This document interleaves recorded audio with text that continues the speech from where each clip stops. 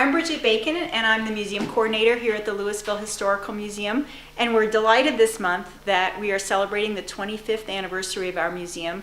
It was founded in 1986, 25 years ago, by volunteers here in Louisville who wanted to do something to preserve our interesting history. I think a lot of communities there's just an intense interest in communities that weren't necessarily that affluent in their local history, and we have so many interesting stories to tell here in Louisville, even though it wasn't a particularly affluent town. It was a coal mining town, and it's still, a major characteristic of the town even now is the small miners' cottages that are in Old Town Louisville. We also have a great main street with a lot of historical buildings, and the museum is actually part of that Main Street experience. We're right on the northern edge of the business district, and we're located at 1001 Main Street. We have two buildings. There's a small miner's house next door to the main building of the museum where we are now, and this is the Jayco store. The Jayco store was in operation from the 20s to the 1950s, and it was run by an Italian couple, and they actually catered to all the Italians in town.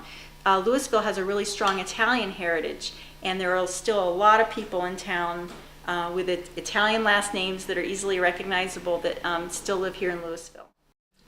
This is a mining map that we have here at the Louisville Historical Museum that was produced by the USGS, and it shows all the coal mines that were in the northern coal fields of Colorado. And there are actually 163 mines shown on this map. It goes all the way from Marshall up to Firestone and Frederick, and Louisville is right here. And as you can see, there were a lot of mines, and the colors actually indicate the depths. This building is called the Tomeo House, and it's one of the two buildings we have open to the public at the Louisville Historical Museum. And this was actually the first building open, and this is why we're celebrating the 25th anniversary of the museum.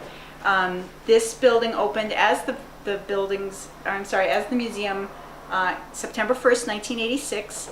And something really interesting about this is that it's a three-room house where a miner's family lived. It was first the Tomeo family, then the Rossi family, and it never has had running water. There's no bathroom. It's never been remodeled, and it really gives a taste of what it was like for the miners' families here in Louisville. It was not an easy existence, but I think everybody did just fine.